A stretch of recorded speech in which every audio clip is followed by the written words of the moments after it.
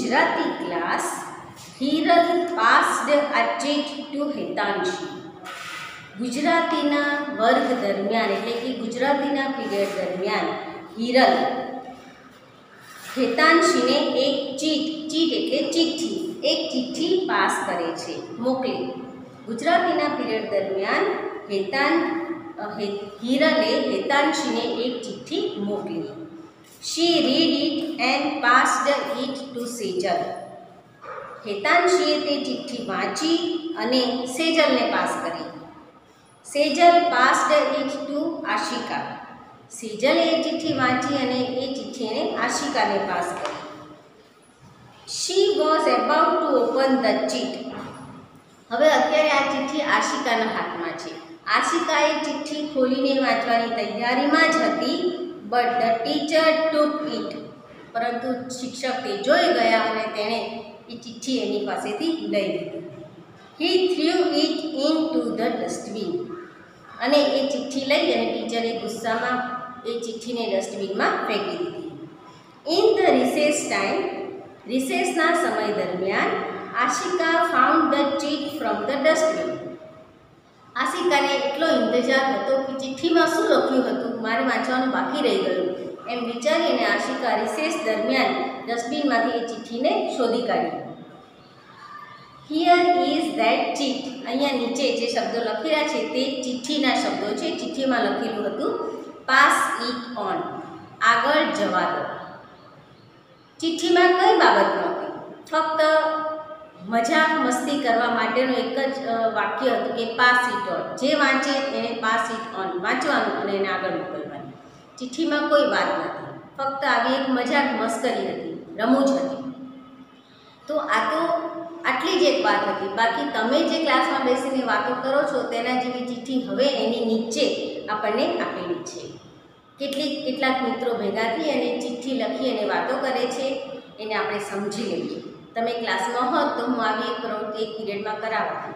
દરેક જણા તે ચિઠ્ઠી લખી અને એ વાતો કરત અને પછી એ ચિઠ્ઠીને આપણે ક્લાસમાં વાંચી બતાવત. પણ એ તો અત્યારે શક્ય નથી. તો અહીંયા આપણને જે ચિઠ્ઠીઓ આપી છે તેને આપણે વાંચી લઈએ. હવે એવી જ રીતે ગઈકાલે કુલદીપ, નરેન્દ્ર, સાહિલ અને રશ્મિ પુસ્તકાલયમાં બેસીને ચબરખીઓની મદદથી વાતો કરતા હતા. કુલદીપ, નરેન્દ્ર, સાહિલ અને રશ્મિ આ ચારેય જણા લાઇબ્રેરીમાં બેઠેલા છે અને લાઇબ્રેરીમાં બેસીને વાતો કરવી છે. તો લાઇબ્રેરી તો એવું સ્થળ છે, એવી જગ્યા છે કે જ્યાં તમે ફક્ત રીડિંગ કરવા માટે જ જઈ શકો. ત્યાં વાતો કરવી હોય તો તમે નોટ એલાઉડ, તમને ત્યાં એલાઉડ નથી, અંદર જવાની પરમિશન નથી. એટલી લાઇબ્રેરીમાં પ્રિન્ટ ઓફ સાયલેન્સ હોય કે તમે ત્યાં ચાલો તો એનો પણ અવાજ આવવો જોઈએ નહીં. તમે તમારી બુકનું પેજ ફેરવો તો પેજનો પણ અવાજ ન આવવો જોઈએ. પ્રિન્ટ ઓફ સાયલેન્ટ, એકદમ શાંતિ હોય ત્યાં લોકો પરીક્ષાઓની તૈયારી કરવા માટે, વાંચવા માટે ત્યાં આવતા હોય છે. કોઈ જ જાતની ખલેલ કે ડિસ્ટર્બન્સ ત્યાં ચાલે નહીં. તો એમાં બોલીને વાત કરવાની તો કોઈ સંભાવના જ નથી, કોઈ શક્યતા જ નથી. એટલે આ ચારેય મિત્રો એકબીજા સાથે ચિઠ્ઠીમાં લખીને વાતો કરે છે. કેવી વાતો કરે છે એને આપણે જોઈએ. હવે ચિઠ્ઠીમાં જે વ્યક્તિ જે વાક્ય લખશે એ વાક્યની પાછળ પોતાના નામનો પહેલો અક્ષર લખશે. એનો મતલબ કે વાંચનારને ખબર પડે કે આ કોણે લખ્યું છે. દાખલા તરીકે કુલદીપ કોઈ વાક્ય લખશે તો એ પાછળ લખશે કે, રશ્મિ લખશે તો લખશે આ, સાહિલ લખશે તો લખશે એસ. એટલે જે વાંચે એને ખબર પડે કે અચ્છા આ વાત સાહિલે કીધી છે અથવા આ વાત રશ્મિએ કીધી છે. તો હવે આપણે આ ચિઠ્ઠીને સમજીએ. પહેલી ચિઠ્ઠી, પહેલું જ વાક્ય લખેલું છે કબડ્ડી એટ 5, પછી લખ્યું છે એન એટલે નરેન્દ્ર. કબડ્ડી એટ 5, નરેન્દ્રએ લખ્યું કે ભાઈ 5 વાગે કબડ્ડી. એને પૂછવું છે કે 5 વાગે કબડ્ડી રમવી છે, પણ એને એવું ટોટલ આખું વાક્ય નથી આવતું. એને શોર્ટમાં લખ્યું છે કે કબડ્ડી એટ 5, 5 વાગે કબડ્ડી. એટલે નરેન્દ્રનું આ વાક્ય વાંચી અને હવે આગળ કોઈ વ્યક્તિ જવાબ આપે છે. એ પોતાનો જવાબ લખે છે ચિઠ્ઠીમાં, નો લેટ્સ પ્લે ચેસ. ના, ચાલો આપણે ચેસ રમીએ. એ લખે છે આર એટલે રશ્મિ. રશ્મિ એનો જવાબ આપે છે કે ના, કબડ્ડી નહીં, ચાલો આપણે ચેસ રમીએ. વળી પાછી એ ચિઠ્ઠી આગળ બીજાને મળે છે તો એ વાંચીને લખે છે શ્યોર થિંગ આઈ લવ ચેસ. શ્યોર થિંગ એટલે ચોક્કસ વસ્તુ, મને ચેસ ગમે છે. લેટ્સ શાર્પન અવર બ્રેઇન, ચાલો આપણે આપણું મગજ કસીએ. આ વાક્ય લખે છે કુલદીપ. કુલદીપ આ બંનેનું વાક્ય વાંચી અને કહે છે કે સાચી વાત છે, મને ચેસ બહુ ગમે છે, ચાલો આપણે બધા આપણું ચેસ રમી અને આપણું મગજ કસીએ. વળી પાછું આગળ કોઈ એક જણા વાક્ય લખે છે. શું લખે છે? O lady Vishwanathan, our decision is kabaddi. નરેન્દ્રને કબડ્ડી જ રમવી છે. એટલે નરેન્દ્ર રશ્મિને ખીજવતા કહે છે, કારણ કે ચેસ રમવાની વાત રશ્મિએ કરી હતી. એટલે રશ્મિને ખીજવતા મજાકમાં કહે છે કે ઓ લેડી વિશ્વનાથન, અરે ઓ મહિલા Viswanathan, our decision is kabaddi, અમારો નિર્ણય કબડ્ડી છે. અરે ઓ મહિલા વિશ્વનાથન. વિશ્વનાથન એ મહાન ચેસ પ્લેયર છે, એટલે એની ઉપનામ આપતા એને કહે છે કે ઓ લેડી વિશ્વનાથન, અરે ઓ વિશ્વનાથનની બહેન. બરાબર? એટલે આ વિશ્વનાથનને ઉપમા આપી અને એને ખીજવે છે કે ઓ મહિલા વિશ્વનાથન, અમારો નિર્ણય કબડ્ડી રમવાનો પાક્કો જ છે. ત્યાર પછી વળી પાછા એક વ્યક્તિ વાક્ય લખે છે. શું લખે છે? થેન્ક્સ, આભાર. ઓકે, સારું. નો ચેસ નો કબડ્ડી. હવે આ બે રમતો વચ્ચે જે મુશ્કેલી કે જે ટાઈ ઊભી થઈ છે એને દૂર કરવા માટે, એનું સમાધાન માટે કોઈ વ્યક્તિ લખે છે કે સારું, ચેસ પણ નહીં, કબડ્ડી પણ નહીં. Go for berries in my farm. મારા ખેતરમાં બેરીઝ એટલે બોર ખાવા માટે જઈએ. આ વાક્ય લખે છે રશ્મિ. રશ્મિ બંને વચ્ચે સમાધાન કરાવતા કહે છે કે સારું, ચેસ પણ નહીં અને કબડ્ડી પણ નહીં, આપણે મારા ખેતરે બોર ખાવા માટે જઈએ. તો વળી પાછું કોઈ લખે છે નોટ ટુડે, આજે નહીં. બેરીઝ ઓન સન્ડે, બોર રવિવારે. તૂટક વાક્ય લખે છે કે બોર રવિવારે. ફૂલ ડે, આખો દિવસ. એટલે કહે છે કે આજે આપણે બોર ખાવા નથી જવું, પણ રવિવારે આપણે આખો દિવસ તારા ખેતરમાં બોર ખાવા માટે જઈશું. આઈ વિલ બ્રિંગ ચાટ મસાલા, અને હું એ દિવસે ચાટ મસાલા પણ લેતો આવીશ. કોણ લખે છે આ વાક્ય? સાહિલ.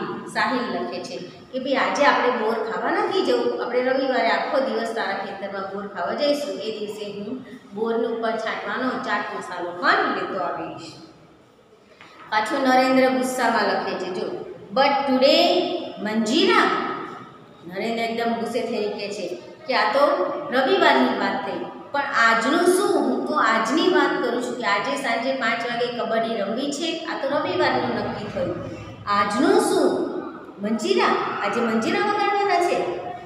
એટલે વળી પાછું કોઈ આ ગુસ્સે થયેલા નરેન્દ્રને શાંત પાડવા માટે એની મશ્કરી કરતા શું કહે છે? Cool down angry bird. શાંત થઈ જા ક્રોધી જીવ, ક્રોધી પક્ષી. એંગ્રી બર્ડ આપણે બધા જાણીએ છીએ, એંગ્રી બર્ડ કાર્ટૂન છે. બરાબર? એટલે કહે છે કે શાંત થઈ જા ગુસ્સાવાળા પક્ષી અથવા તો જીવ. વી વિલ પ્લે કબડ્ડી, આપણે કબડ્ડી રમીશું. દે વિલ પ્લે ચેસ, તેઓ ચેસ રમશે. હાઉઝ ધેટ, કેવું છે આ કેવો વિચાર છે કે તું ચિંતા ના કર, ગુસ્સે ના થઈશ, આપણે કબડ્ડી રમીશું અને એ લોકો ચેસ રમશે. બોલ, આ કેવો વિચાર છે? આ વાક્ય કોણે લખ્યું છે? સાહિલે લખ્યું છે. એટલે વળી પાછો નરેન્દ્ર એનો જવાબ આપતા શું કહે છે? Fine, I do agree. સારું, હું સંમત છું.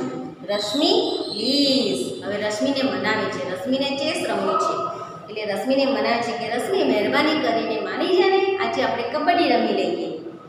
એટલે વળી પાછી રશ્મિને જવાબ આપે છે અને બહુ સરસ એનો જવાબ છે. શું કહે છે? Okay you pull legs. Rashmi કહે છે કે કંઈ વાંધો નહીં, તમે એકબીજાના પગ ખેંચો. કબડ્ડીમાં તો પગ જ ખેંચવાના હોય, પગ ખેંચીને પાડીને આઉટ કરવાના હોય. એટલે એને ખીજવતા કહે છે મશ્કરીમાં કે ઓકે યુ પુલ લેગ્સ, વાંધો નહીં, તમે લોકો એકબીજાના પગ ખેંચો. We will be with Kings and Queens. અમે તો રાજાઓ અને રાણીઓની સાથે હોઈશું. રાજાઓ અને રાણી એટલે ચેસમાં જે રાજા રાણી હોય છે તેની વાત છે. એટલે રશ્મિને બહુ સરસ એના મોઢે જવાબ આપે છે કે કંઈ વાંધો નહીં, તમારે કબડ્ડી જ રમવી છે, તમે એકબીજાના પગ ખેંચો, અમે તો મજાના રાજાઓ અને રાણીઓની સાથે ફરીશું. આવી રીતે આ બધા મિત્રો લાઇબ્રેરીમાં બેસી અને એકબીજા સાથે મજાક મસ્કરી કરે છે, લખીને વાતો કરે છે. ક્લાસમાં હોત તો બહુ ખરેખર આ એક્ટિવિટીઝ કરવાની મજા આવત, પણ હવે અત્યારે શક્ય નથી.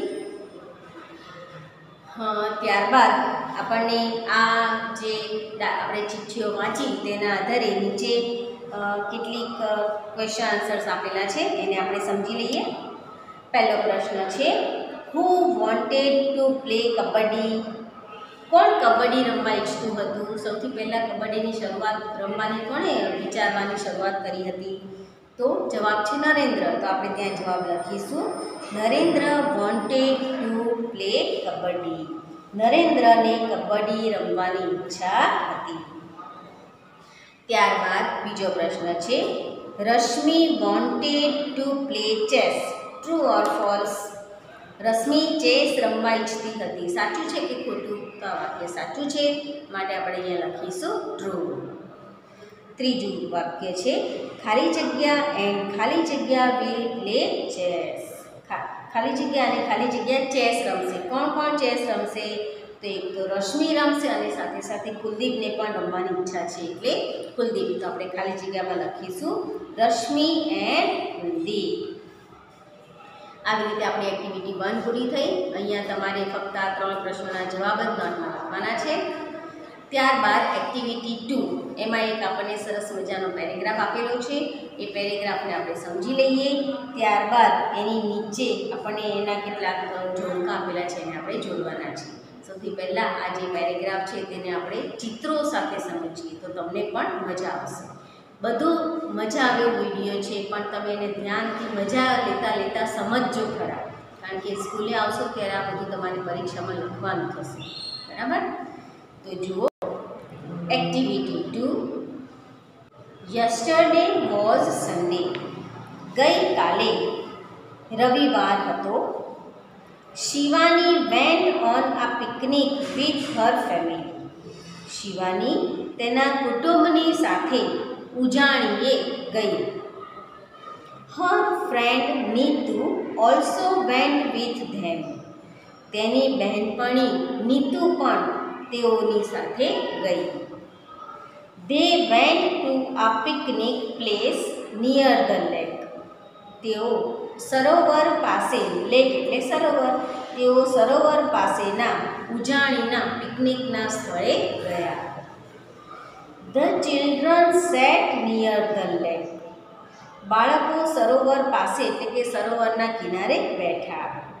નીતુ સેડ, ત્યારે નીતુએ કહ્યું, ધ વોટર ઇઝ ક્લીન.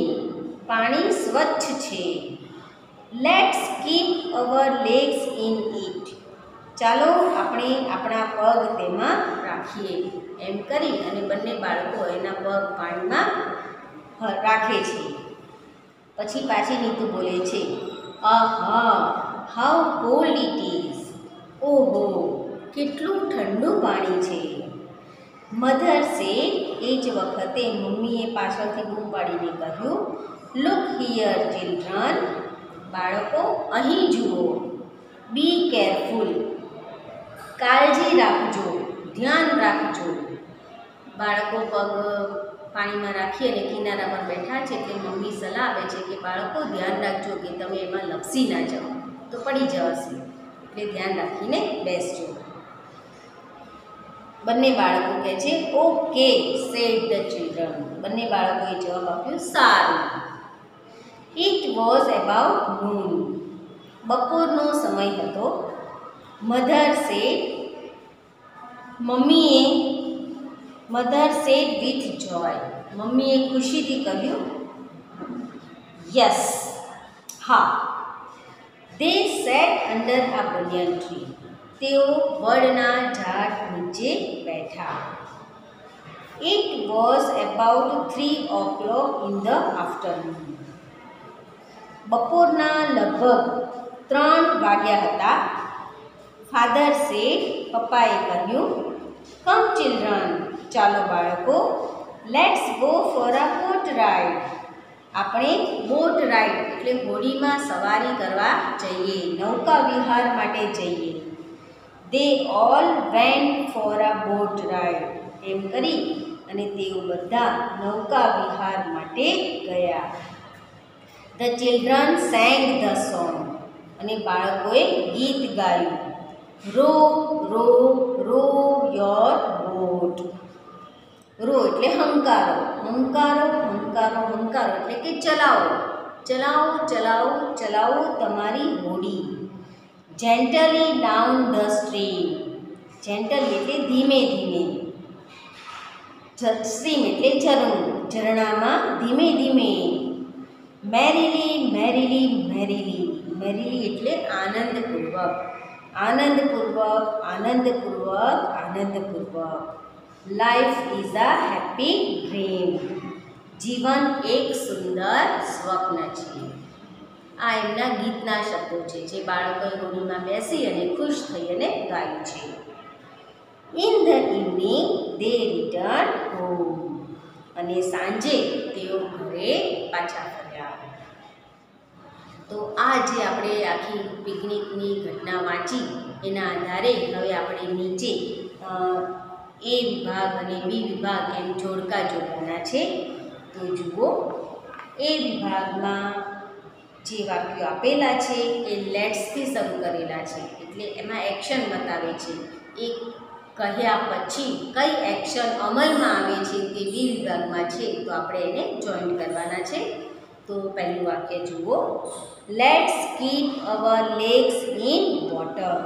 એનો મતલબ છે ચાલો આપણે આપણા પગ પાણીમાં રાખીએ. તો એની સામેનું વાક્ય આવશે કે they put their legs in the water. આટલું બોલી અને તેઓએ તેમના પગ પાણીમાં મૂક્યા. બીજું છે લેટ્સ ઈટ સમથિંગ. ચાલો આપણે કંઈક ખાઈએ. આટલું બોલ્યા તો તરત એની પાછળ કઈ એક્શન થઈ? તો they set under A banyan tree. તેઓ ખાવા માટે એક વડના ઝાડની નીચે બેઠા. ત્રીજું છે let's go four A boat ride. ચલો આપણે નૌકા વિહાર માટે જઈએ. તો એના પછી કઈ એક્શન છે? તો they all went for a boat ride. તેઓ બધા જ નૌકા વિહાર માટે ગયા. અને છેલ્લું છે લેટ્સ સિંગ એ સોંગ. ચાલો આપણે ગીત ગાઈએ. તો એના માટે એની સાથે બંધબેસતું વાક્ય છે ધે સેંગ એ સોંગ. તેઓએ એક સરસ મજાનું ગીત ગાયું. હવે આ પૂરું થયું. એની નીચે કેટલાક ઉદાહરણ આપેલા છે. એક ઉદાહરણ આપેલું છે તેના પ્રમાણે આપણે બીજા વાક્યો લખવાના છે. જે એક્શન આપેલી છે એ એક્શનને અમલમાં મૂકવા માટે લેટ્સથી આપણે વાક્ય શરૂ કરવાનું છે. તો એને પણ આપણે સમજી લઈએ. સૌથી પહેલાં એનું ઉદાહરણ જોઈ લઈએ. ઉદાહરણમાં જુઓ, એ વ્યક્તિ, એ નામની કોઈ વ્યક્તિ કહે છે લેટ્સ ફ્લાય કાઇટ્સ. એટલે બી નામની વ્યક્તિ તરત જ ધે ગોટ 5 કાઇટ્સ. એ નામની વ્યક્તિ કહે છે કે ચાલો આપણે પતંગો ચગાવીએ. એટલે બી નામની વ્યક્તિ તરત જ 5 પતંગો ખરીદી લાવે છે. એવી રીતે હવે એ નામની વ્યક્તિ કહે છે લેટ્સ ખાલી જગ્યા કબડ્ડી. કબડ્ડીને શું કરાય? પ્લે કરાય. તો આપણે અહીંયા લખીશું લેટ્સ પ્લે કબડ્ડી. ચાલો આપણે કબડ્ડી રમીએ. એટલે બી નામની વ્યક્તિ શું કરે છે? They played kabaddi. એમ બોલી અને તેઓ કબડ્ડી રમ્યા. ત્યારબાદ એ નામની વ્યક્તિ કહે છે લેટ્સ રીડ સ્ટોરી બુક્સ. ચાલો આપણે વાર્તાની ચોપડીઓ વાંચીએ. એટલે બી નામની વ્યક્તિ તરત જ we read story books in the recess. અમે રિસેસમાં વાર્તાની ચોપડીઓ વાંચી. અને એવી રીતે છેલ્લામાં પણ એ વાક્યમાં ખાલી જગ્યા આપી છે. તો આપણે બીમાં પહેલાં વાંચી લઈએ કે Ashika and Rahul wrote a letter. આશિકા અને રાહુલે પત્ર લખ્યો. તો એ નામની વ્યક્તિ એને કીધું હોય કે લેટ્સ રાઇટ અ લેટર. તો અહીંયા આપણે લખીશું લેટ્સ રાઇટ એ લેટર. તો અહીંયા આ રીતે આપણે એક્ટિવિટી 2 કમ્પ્લીટ થાય છે. આપણે અહીંયા લેક્ચર પણ આપણું પૂરું કરીએ છીએ. જે કોઈ એક્ટિવિટીના ફોટા પાડીને મોકલું એને તમારે વ્યવસ્થિત રીતે સરસ મજાના અક્ષરે તમારી નોટમાં લખવાની છે. Thank you.